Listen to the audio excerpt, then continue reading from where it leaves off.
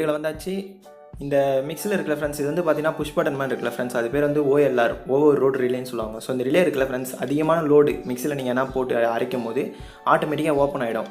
So இது மட்டும் தான் ஃபால்ட்டாக இருந்துச்சுன்னா பிரச்சனை இல்லை. நீங்கள் ஒரு 2-3 டைம் வந்து ப்ரெஸ் பண்ணிங்கன்னா அது ஓகே ஆகிடும். அப்படி இருந்தும் ஆன் ஆகலைன்னா நீங்கள் என்ன பண்ணணும்னா அந்த பாக்ஸை ஓப்பன் பண்ணி தான் ஆகணும். நீங்கள் என்ன பண்ணுறீங்க, அந்த பட்டனை 3 டைம் ப்ரெஸ் பண்ணிவிட்டு நீங்கள் சுவிட்ச் போர்டு ஆன் பண்ணி பாருங்கள். ஓகேனா ஓப்பன் பண்ண தேவையில்லை. ஸோ அப்படி இல்லைனா நீங்கள் ஓப்பன் பண்ணி தான் பார்த்தாகணும். ஸோ இந்த ஓவர் ரோட் ரிலேக்கு அப்புறம் அடுத்த ஸ்டெப் என்னென்னா, ஓவர் ரோட் ரிலேயோட பாட்டம் பாயிண்ட் இப்படி தான் இருக்கும். ஸோ அந்த ரிலே தான் அது. ரெட் கலரில் ஒரு புஷ் டைப் இருந்துச்சுல ஃப்ரெண்ட்ஸ், அதுதான். அந்த ரிலே போயிடுச்சா இல்லையான்னு செக் பண்ணுறதுக்கு என்ன பண்ணோன்னா, கண்டினியூ டெஸ்டர் அப்படின்னா டெஸ்ட் லேம்ப் எதனா ஒன்று எடுத்து என்ன பண்ணோம், அதோட இது கண்டினியூட்டி பார்க்கலாம். ஸோ கண்டினியூட்டி பார்க்கும்போது என்ன, அதில் வந்து லைட் பிரைட் ஆகும். ஸோ அப்படி ஆகும்னா அது ஒரு ஃபால்ட்டு கூட இருக்குன்னு சொல்லலாம். அப்படி ஆச்சுன்னா நீங்கள் என்ன பண்ணுறீங்க, மாற்றிடலாம். ஓகே ஃப்ரெண்ட்ஸ், அதை செக் பண்ணும்போது அதில் இருக்க ஒரு கேபிள் மட்டும் ரிமூவ் பண்ணிட்டு பண்ணுங்கள்.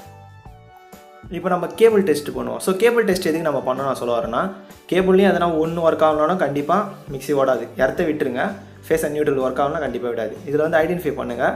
இந்த கார் அதிலே வந்து லெட்டர் ரைட்டிங் எல்லாமே போட்டிருக்கோம் ஃப்ரெண்ட்ஸ், அதை செக் பண்ணி பாருங்கள். என்னன்னா நியூட்ரல், எல்லைனா ஃபேஸு. எர்த்து வந்து கட்டையாக இருக்குல்ல ஃப்ரெண்ட்ஸ், பின்னா அந்த தான் எர்த்து. அந்த எர்த்து வந்து எங்கே கனெக்ட் ஆகிருக்குன்னா, அந்த நான் கை பிடிச்சி காட்டுறல ஃப்ரெண்ட்ஸ், அந்த பாடியில் தான் கனெக்ட் ஆகிருக்கும். எப்படி சொல்கிறது, மெட்டல் மாதிரி இருக்குல்ல ஃப்ரெண்ட்ஸ், அந்த மெட்டலில் கனெக்ட் ஆகிருக்கும் எர்த்து. ஸோ இப்போ நம்ம என்ன பண்ண போகிறோம்னா, கண்டினியூட்டியில் இந்த கேபிள் நல்லா இருக்கா நம்ம செக் பண்ண போகிறோம். ஸோ இது மட்டும் வந்து நீங்கள் கொஞ்சம் முக்கியமாக பார்த்துக்கணும். அதனால தான் இந்த வீடியோ நான் ரொம்ப ஸ்லோவாக காமிக்கிறேன். எதுக்காக கேட்டிங்கன்னா, அந்த ஃபேஸு, இது வந்து ஃபேஸ் ஒயர். அது நியூட்ரல் வந்து பார்த்தீங்கன்னா அங்கே டேரெக்டாக ரிலேயில் போயிடுது, OLRக்கு போயிடுது. ஸோ நான் என்ன பண்ணுறேன், நியூட்ரல் நான் பிடிங்கி விட்டுக்கிறேன்.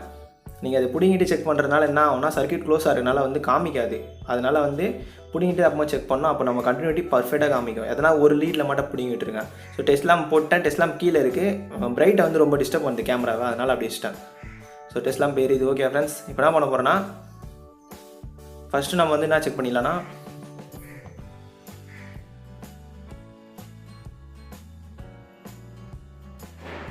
நியூட்ரல் ஃபஸ்ட்டு செக் பண்ண போகிறோம் நம்ம. ஸோ வந்து நான் டப்பிங் கொடுக்குறனால தான் யோசிச்சு பேசிகிட்டு இருக்கேன், வேறு ஒன்றும் இல்லை.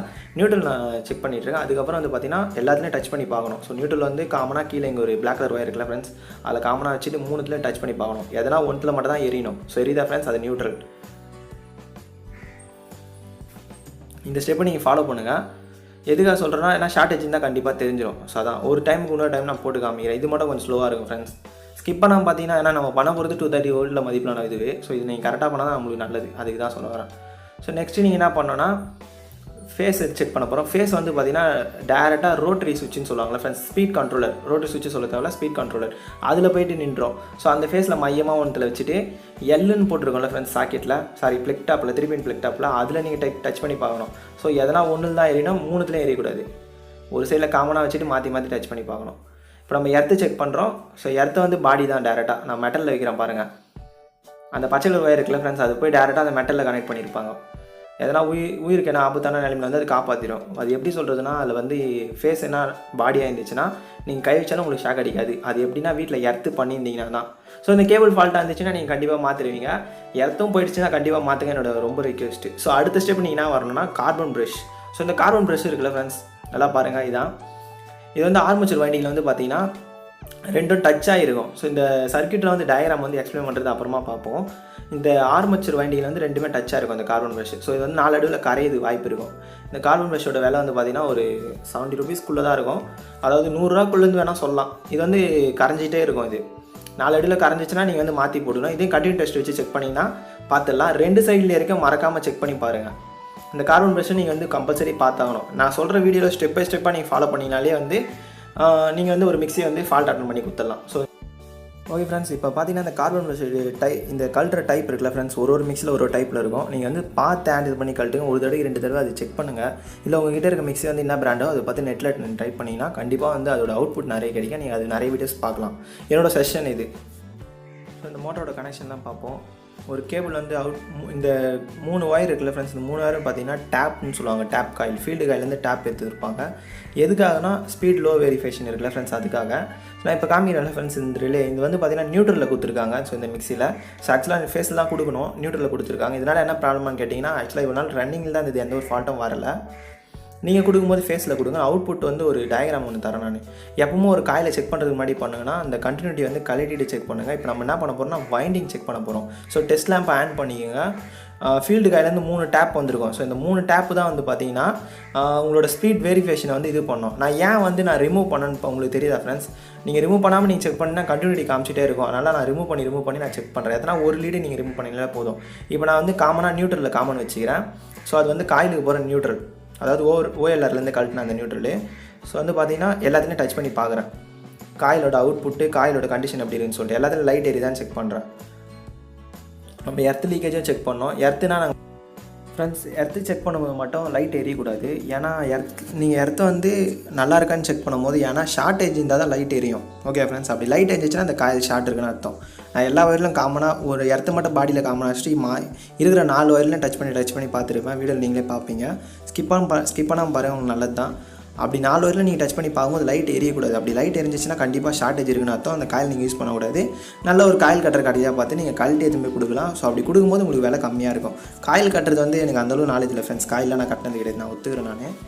ஸோ காயில் ஏன் கட்டுறது இல்லைன்னா அது ஒரு பர்சனல் விஷயம், நான் அப்படியே விட்டுறேன் நான். ஸோ இதுக்கப்புறம் பார்த்தீங்கன்னா நான் சொன்னேன் ஃப்ரெண்ட்ஸ் ஸ்பீட் கண்ட்ரோலர்.